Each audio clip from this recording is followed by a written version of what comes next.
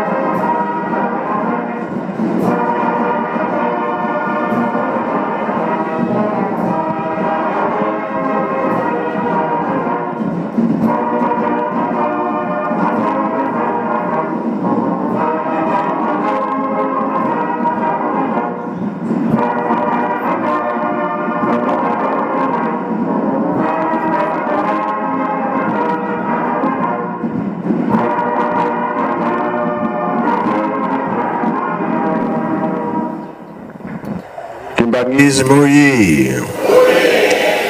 Kimbangizi moye. Kimbangizi moye.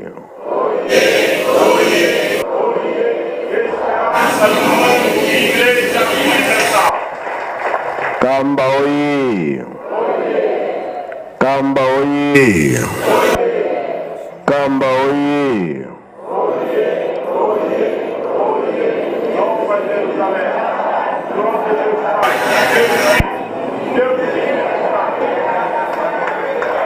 Kinshasa oye. Kinshasa oye. Kinshasa oye.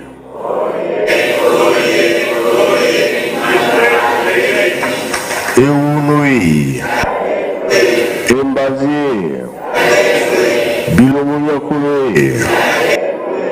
Yawarala.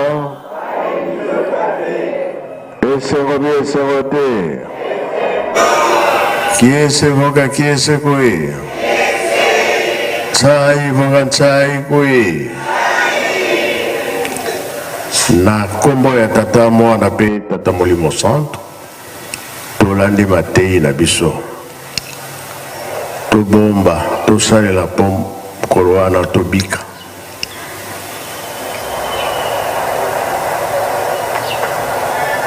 Matei oyo toyoki bile ya Molimo. Nzoto pe eliaka. Molimo pe aliaka. Pesi biso makasi. Kolakisike biso tozali bana mapamboli. Ndenge tolandi nzela oyo.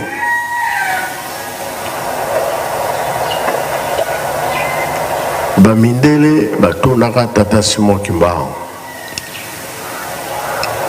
Kikolo Yesu akozonga. Na lonzoto nini akoya nango. Tata Kimbangu alobaki nini? Loposo mwindo. Kozonga ya nkolo Yesu na lonzoto ya loposo mwindo. Kuna na bayuda atongaki te. Awa na biso atongi Yerusalemi yango wana. Ezali mapamboli na biso. Ndenge kozonga ya nkolo Yesu mbala mibale na loposo mwindo. Nazwaki pe ba témoignage mingi ezala bango bamindele. Papapu balobaka ke Jésus aza moto mwindo. Alors, ayaka mbala liboso, aye mbala mibale, ya misato ezali bi ezali te. Ya misato kozala na ndenge nini. Oyo ezali ke akoya.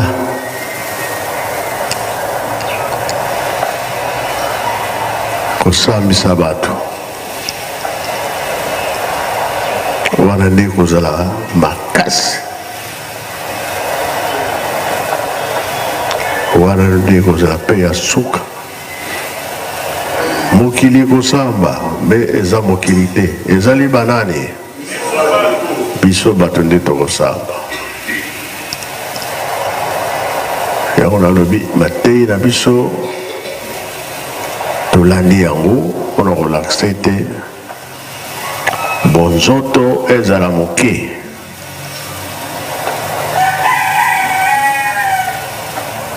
Tobanda kosalela na molimo mpo tobika. Mokili eza ya kobeba, mokili ekoma na mpasi, biso na biso kaka. Yango wana nde kozala biso mpasi.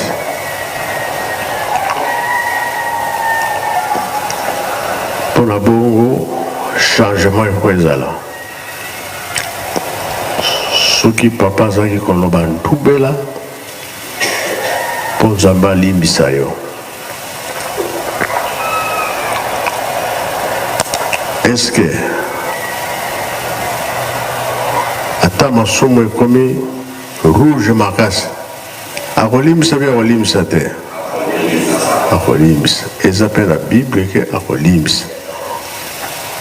Me soki balobi tika libela, oyo ezali na biso ntango kolimbisi tozali nango. Epe ntango nkolo Yesu akoya, ndenge balobi na biso bomoi ya seko.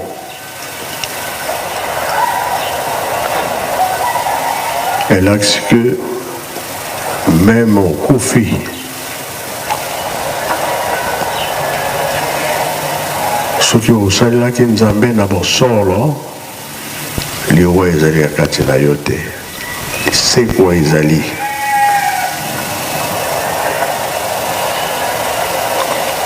Tozali boye bapaster soki amoni moto akufi kotya nzoto na mabele, oyo wana basalelaka bati yo na maboko ya Tata Nzambe. Ntango liseko ekoya olamoki mbala moko. Motuna moko natunaki na baraza,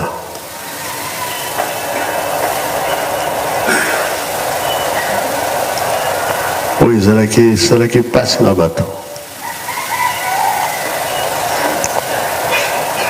Kimwema meso obien laiswa eloko po nini?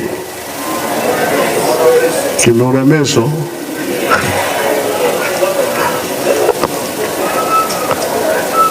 kimwema meso elakisi nini? omona na biso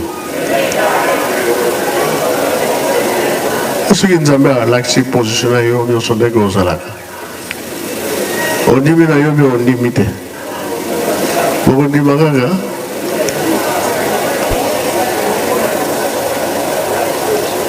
Kimona meso eza matata.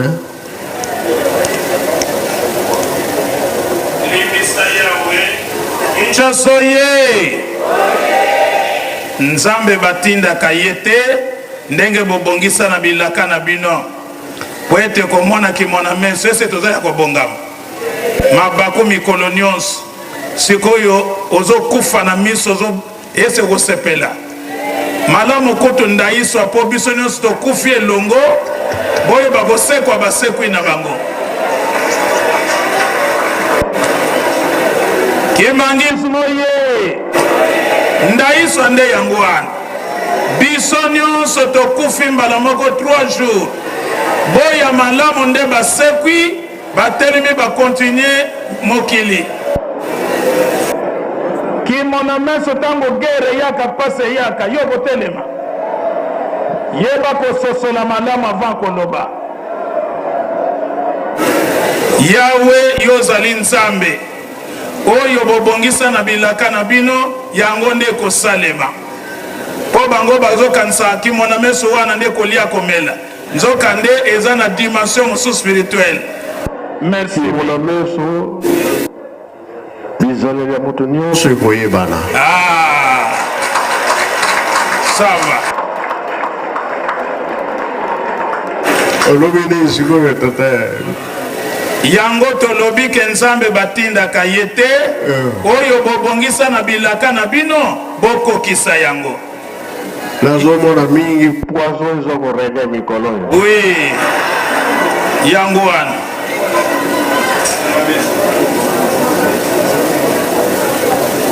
bayebi soto ya mosala osalaka posonaka bato kimona meso. Voilà. Yo lingi la yo sobi kimona meso. Yahweh réponse na biso ezali ete Nzambe batindaka ye te oyo yo obongisa na bilaka na yo kokisa yango po soki biso tosengi na bonzoto ete ekokani na posa na yo te tobetisi yo libaku ya misato kolo yesu aza na nzela aya kosukisa makambo nyonso yango wana tozoloba ete tobongama ayaki mbala liboso aye mbala mibale ya misato ezali bizaleli ya moto na moto ekosala nini omona na polele yango na mate ya molimo oyo toyuti kolia sikoyo Matthieu akomaki yango bonzoto eleki mingi molimo ekomi moke yango moke Nzambe apesi biso mokolo ya lelo yango wana tosilisi boye na kombo ya Tata Mwana mpe Tata Molimo Santo. Amen. Amen.